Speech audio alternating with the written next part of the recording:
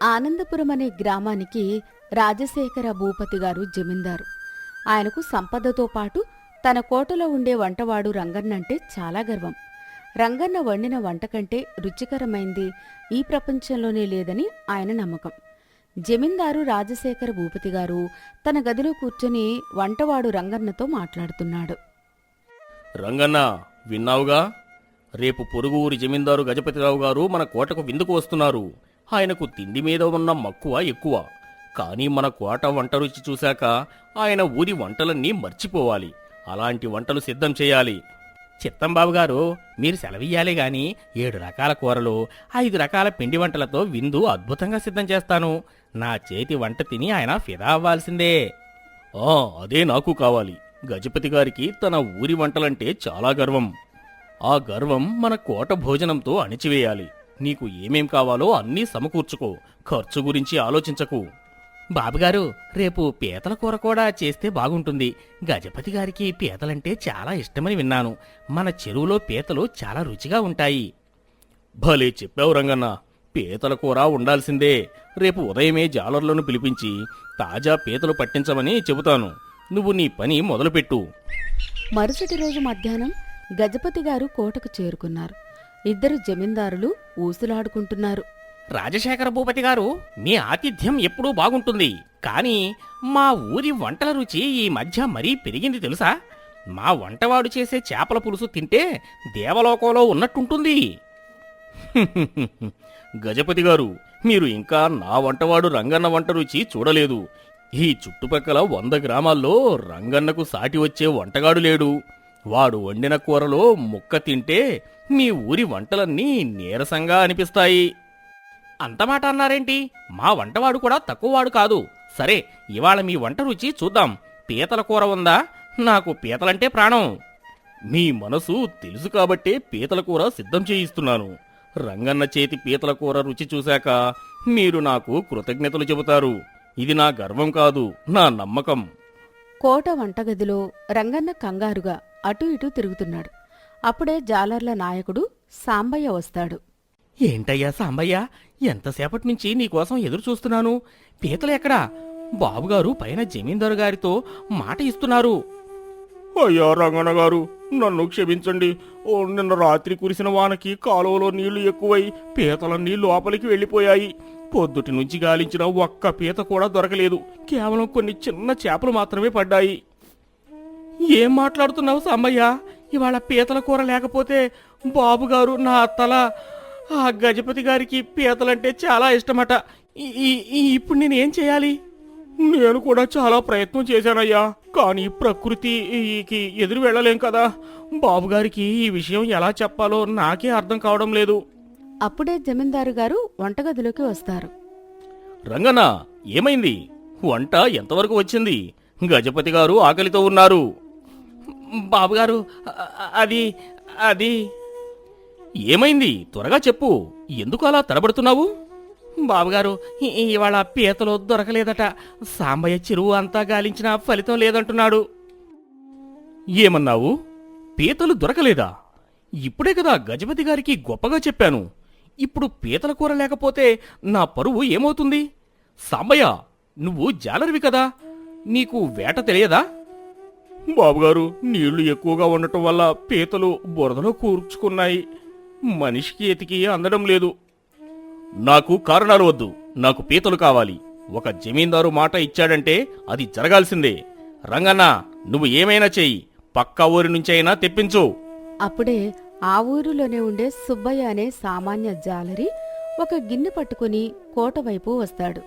బాబుగారు నమస్కారం, నేను సుబ్బయ్యను, ఊరి చివర ఉంటాను.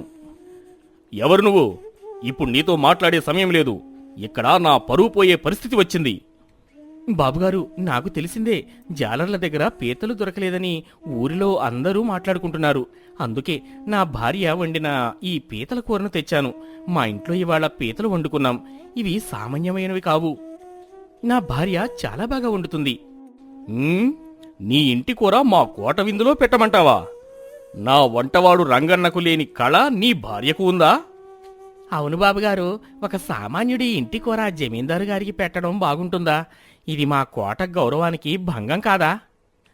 తప్పుగా అనుకోకండి బాబుగారు. ఆకలితో ఉన్న అతిథికి ఇష్టమైన వంట పెట్టడం ధర్మం. నా భార్య వంట రుచి చూస్తే మీరు అలా అనరు. ఇందులో గర్వమేమీ లేదు, కేవలం ప్రేమ ఉంది. సరే, మరో దారి లేదు. రంగన్న, ఈ కూరను వెండి గిన్నెలోకి మార్చు. అది నువ్వే వండినట్టు గజపతి గారికి వడ్డించు. అసలు విషయం ఆయనకు తెలియకూడదు. విందు జరుగుతోంది. గజపతి గారు పీతల కూరను చూసి సంతోషిస్తారు. అబ్బా, పీతల కూర చూడటానికి చాలా బాగుంది. సువాసన ఊరంతా వస్తోంది. రాజశేఖర భూపతి గారు, మీ రంగన్న నిజంగా గొప్పవాడే. గజపతి గారు కూర తిని నిశ్శబ్దంగా ఉండిపోతారు. ఏమైంది గజపతి గారు? రుచి ఎలా ఉంది? రంగన్న బాగా వండాడా? గజపతి కళ్ళల్లో నీళ్లు తిరుగుతూ, భూపతి గారు, నేను నా జీవితంలో ఎన్నో చోట్ల తిన్నాను. మా ఊరి వంట కూడా గొప్పదని గర్వపడ్డాను. కానీ ఈ పీతల కూరలో ఉన్న రుచి, ఇది కేవలం వంట కాదు, ఇది ఒక కళ. ఆ మసాలా, ఆ కారం, ఆ ముక్క ఉడికిన తీరు. రంగన్నా, నువ్వు వంటవాడివి కాదు, నువ్వు ఒక మాంత్రికుడివి. చూశారా, నేను ముందే చెప్పాను కదా, రంగన్నకు సాటి ఎవరూ లేరని. అవును భూపతి గారు, ఈ వంట చేసినవాడు సామాన్యుడు కాదు. ఒకసారి ఆ వంటవాడిని పిలవండి, నేను స్వయంగా అతన్ని అభినందించాలి. రంగన్న వణుకుతూ లోపలికి వస్తాడు. జమీందారు గారు గర్వంగా చూస్తుంటారు. రంగన్న, ఈ పీతల కూర ఎలా వండావో చెబుతావా? ఆ రహస్యమేంటి? రంగన్న భయంతో తల వంచుకుని, బాబుగారు, నన్ను క్షమించండి. ఈ వంట నేను చేయలేదు. రంగన్న, ఏం మాట్లాడుతున్నావు? నోరు మూసుకో. లేదు భూపతి గారు, అతన్ని మాట్లాడనివ్వండి. రంగన్న, నిజం చెప్పు. బాబుగారు, ఇవాళ మా జాలర్లకు పీతలు దొరకలేదు. నేను వంట చేయలేకపోయాను. జమీందారు గారి పరువు పోకూడదని ఊరిలో ఉండే సుబ్బయ్య అనే జాలరి తన ఇంటి నుంచి తన భార్య వండిన కూరను తెచ్చి ఇచ్చాడు. ఇది సుబ్బయ్య భార్య సీతమ్మ చేసిన వంట అని అంటాడు. జమీందారు అవమానంతో తలా దించుకుంటారు. గజపతి గారు, గజపతి గారు, అది భూపతి గారు, దీనికి మీరు సిగ్గుపడాల్సిన పని లేదు, గర్వపడాలి. మీ ఊరిలో ఒక సామాన్య మహిళ ఇంత అద్భుతమైన వంట చేయగలిగిందంటే ఆ ఊరి గొప్పతనం అది. కళ అనేది కేవలం కోటల్లోనే ఉండదు, పూరి గుడిసెల్లో కూడా ఉంటుంది. నిజమే గజపతి గారు, నేను నా వంటవాడే గొప్పవాడని గర్వపడ్డాను. సామాన్యులను తక్కువ చేసి చూశాను. కానీ సుబ్బయ్య సమయానికి ఆ కూర తెచ్చి నా పరువు కాపాడడమే కాకుండా నాకు ఒక గొప్ప పాఠం నేర్పాడు. జమీందారు గారు సుబ్బయ్యను, అతని భార్య సీతమ్మను కోటకు పిలుస్తారు. సుబ్బయ్య, సీతమ్మ, ఇక్కడికి రండి. బాబుగారు, మమ్మల్ని క్షమించండి. మా వంటి సామాన్యుల వంట మీకు నచ్చలేదేమో. కాదు సుబ్బయ్య, మీ వంట నచ్చడమే కాదు, నా గర్వాన్ని కూడా తగ్గించింది. సీతమ్మ, నీ చేతిలో సరస్వతీదేవి ఉన్నట్టు ఉంది. నీ వంట రుచి చూసి జమీందారు గారు ముగ్ధులయ్యారు. బాబుగారు, మేము పల్లెటూరు వాళ్ళం. మాకు తెలిసిన రీతిలో మేము వండుకున్నాం. మీకు నచ్చితే అదే మాకు 10,000. సీతమ్మ, నీ ప్రతిభకు ఈ నాణేలే చిన్న బహుమతి. ప్రతిభ ఎవరి సొత్తు కాదు అని ఇవాళ అర్థమైంది. సుబ్బయ్య, ఇక మీదట నువ్వు కేవలం జాలర్వి కాదు, మన ఊరి చెరువుల బాధ్యత నీదే. సీతమ్మ, నువ్వు కోటలో వంట చేసేవాళ్లకు ఇలాంటి మంచి వంటలు నేర్పించు. అహంకారం అనేది ఒక ముసుగులాంటిది, అది నిజమైన ప్రతిభను చూడనివ్వదు. బాబుగారు, నేను కూడా తప్పు తెలుసుకున్నాను. నేనే అందరికంటే గొప్పవాడిని అనుకున్నాను. కానీ నేర్చుకోవాల్సింది ఇంకా చాలా ఉందని సీతమ్మ వంట చూశాక తెలిసింది. ఆ రాత్రి సుబ్బయ్య తన ఇంట్లో భార్యతో మాట్లాడుతున్నాడు. సీతమ్మ, చూసావా, నువ్వు వండిన పీతల కూర ఇవాళ కోటలో దీపాలు వెలిగించింది. అంతా గంగమ్మ తల్లిదయండి. మనం ఏ రోజు ఎవరికీ చెడు తలపట్టలేదు కదా, అందుకే మనకు ఈ గౌరవం దక్కింది. అవును సీతమ్మ, జమీందారు గారు ఆ బంగారు నాణేలు ఇస్తున్నప్పుడు నా కళ్ళలో నీళ్లు తిరిగాయి. ఆయన గర్వం పోయి సాటి మనిషిని ప్రేమించే గుణం వచ్చింది. మనిషికి మంచితనమే నిజమైన ఆస్తి అంటారు. రేపు కోటకు వెళ్ళి వంటలు నేర్పాలి కదా, మన ఊరి పాత వంటలన్నీ వాళ్లకు చూపిస్తాను. అలాగే చేయి సీతమ్మ. మన విద్య 10 మందికి ఉపయోగపడితేనే దానికి సార్థకత. ఆ రంగన్న కూడా ఇప్పుడు నీ దగ్గర విద్య నేర్చుకోవడానికి ఆశగా ఉన్నాడు. ఎవరిలోనైనా మార్పు తేవడం కంటే పెద్ద విజయం మరొకటి లేదు. నిజమేనండి. వినయం ఉంటేనే విద్య వంట పడుతుంది. ఇవాళ మన ఊరిలో అందరూ సంతోషంగా ఉండడం చూస్తుంటే నా మనసు నిండిపోయింది. రేపటి నుంచి కోటలో చేసే ప్రతి వంటలోనూ మన పల్లెటూరి స్వచ్ఛత ఉండేలా చూస్తాను. మరుసటి రోజు ఊరి రచ్చబండ దగ్గర ప్రజలు ఈ విషయం గురించి మాట్లాడుకుంటున్నారు. విన్నారా? జమీందారు గారి గర్వం మన సుబ్బయ్య ఇంటి పీతల కూరతో అణిగిపోయిందట. అవును, జమీందారు గారు ఇప్పుడు అందరినీ గౌరవిస్తున్నారట. సామాన్యులలో కూడా గొప్ప కళలు ఉంటాయని ఆయన ఒప్పుకున్నారు. అన్నలారా, బాబుగారు ఇప్పుడు చాలా మారిపోయారు.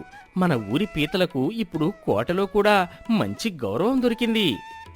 ప్రతిభకు కులం ధనం ఉండవు సుబ్బయ్య. మంచితనంతో ఏ పనైనా చేయవచ్చు. నిజమే సుబ్బయ్య, ఆనాడు నువ్వు ఆ కూర తీసుకువెళ్ళకపోతే జమీందారు గారి పరువు పోయేది. కానీ నువ్వు నిస్వార్థంగా వెళ్ళావు. అది నీ గొప్పతనం. నేను కేవలం బాబుగారి పరువు కాపాడాలని అనుకున్నాను. కానీ ఆ దేవుడు నా భార్య వంట ద్వారా మాకు ఇంత గౌరవం ఇస్తాడని అనుకోలేదు. అహంకారం ఉన్న చోట లక్ష్మీదేవి నిలబడదు అంటారు. ఇప్పుడు మన జమీందారు గారు వినయంగా ఉన్నారు. అందుకే ఊరంతా సంతోషంగా ఉంది. జమీందారు గారు ఇప్పుడు ప్రతి ఏటా ఊరిలో వంటల పోటీలు నిర్వహిస్తారట. ఎవరి దగ్గర ఏ విద్య ఉన్నా బయట పెట్టమని ప్రోత్సహిస్తున్నారు. సుబ్బయ్య భార్య సీతమ్మ ఇప్పుడు కోట వంటగదికి సలహాదారుగా వెళ్తోంది, తెలుసా? భలే మంచి పని జరిగింది. మన పల్లెటూరు రుచులు కోట గోడలు దాటడం అంటే సామాన్యమైన విషయం కాదు. దీనివల్ల మన ఊరి గౌరవం 10 ఊర్లకి పాగుతుంది. మొన్నటిదాకా కోట వైపు వెళ్లాలంటే భయపడేవాళ్ళం. ఇప్పుడు జమీందారు గారు నవ్వుతూ పలకరిస్తున్నారు. అహంకారం తగ్గాక ఆయనలో వింతైన కాంతి కనిపిస్తోంది. నిజమైన నాయకత్వం అంటే అందరినీ ప్రేమించడమే అని నిరూపిస్తున్నారు. రాజశేఖర భూపతి గారు ఆ రోజు నుంచి తన ప్రవర్తన మార్చుకున్నారు. గ్రామంలో ఎక్కడ ఏ ప్రతిభ కనిపించినా దాన్ని ప్రోత్సహించడం మొదలుపెట్టారు. కోట వంటగది ఇప్పుడు కేవలం రంగన్నది మాత్రమే కాదు, గ్రామస్తులందరి వంటల కలయికగా మారింది. ఆనందపురం గ్రామం ఇప్పుడు గర్వం లేని ప్రేమానురాగాలు ఉన్న గ్రామంగా మారింది. పీతల కూర కథ తరతరాలుగా అక్కడ చెప్పుకుంటున్నారు. ముగింపు: గర్వాన్ని వీడి అందరినీ సమానంగా చూసినప్పుడే సమాజం బాగుపడుతుంది. మన దగ్గర ఉన్న కళను 10 మందికి పంచడంలోనే నిజమైన ఆనందం ఉంది. నీతి: ప్రతిభ ఎవరి సొత్తు కాదు. సంపద, అధికారం చూసుకుని గర్వపడకూడదు. సామాన్యులను గౌరవించినప్పుడే నిజమైన సంస్కారం బయటపడుతుంది.